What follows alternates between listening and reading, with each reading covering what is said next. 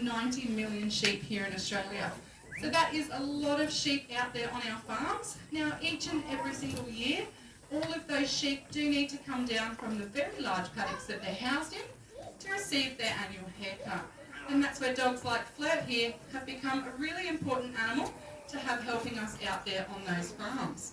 Now, it is said that a really good working dog can in fact do the work of up to 3 to 5 people.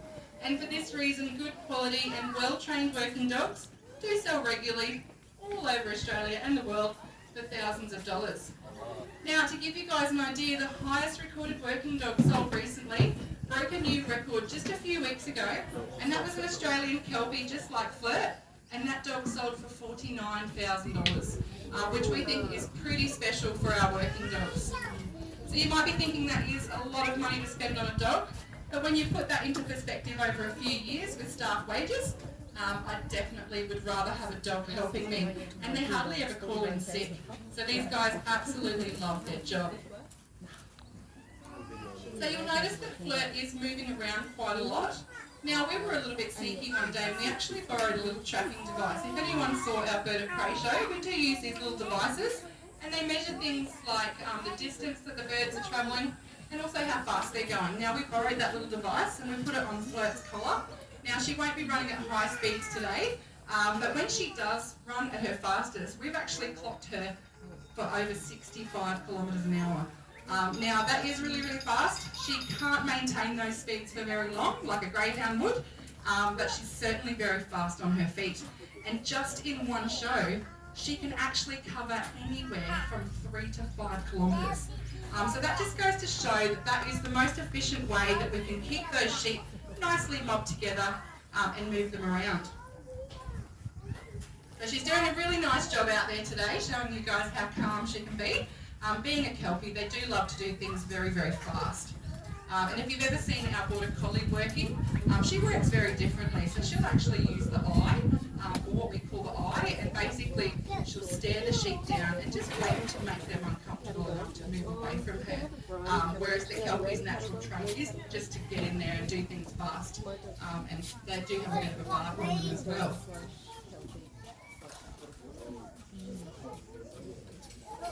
I think Flirt's going to yard the sheep up. We'll see if she can do that nice and calmly. So there's a number of reasons why we might need to yard our sheep up out there on our farms. We might need to bring them in for that annual haircut. They might even need to come in for a health check or a hoof trim, worming medicine. We might even need to put them on the back of a truck to take them off to a sale or off to another property. So it's really important to have dogs like Flirt here to be able to bring them into yards so we can closely inspect them.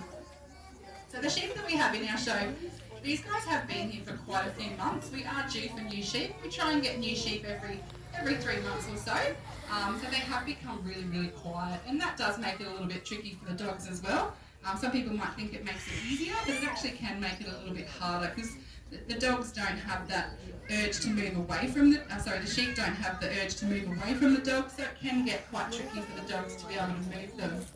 And once they get into a nice shady spot like that, Flirt has got to put on that pressure to get them to move back out. So the sheep that we have in our show today, these guys are a merino cross.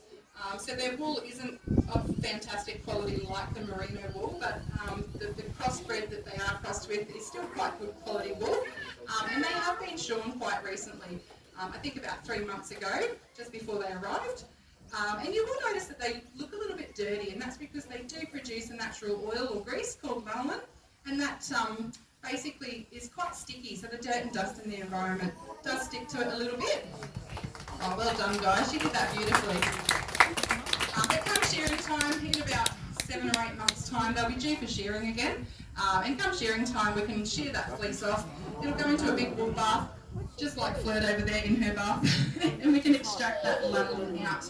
And it can go into things like our cosmetics and baby products and lip balms. It's very, very hydrating. And then we're left with that beautiful fleece. So after all that hard work, Flirt just demonstrated what she likes to do. I don't know about you guys, but after all the hard work that you might do on a weekend or a day, you get quite sweaty and you like to go and cool off. So we do encourage our dogs to go and have a cool dip in one of 2 pools to choose from over there. Our dogs are very, very spoiled. Now, if she was out on a farm, she would just have access to a stock trough or a dam or something similar to go and cool off under. So guys, that does bring us to the end of our demonstration. Thank you so much for being a fantastic audience today and helping Float with her training.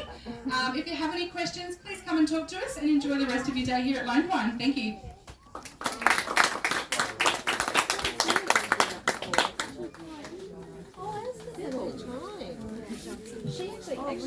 She gets in the mop bucket for the water, and she gets in the mop bucket.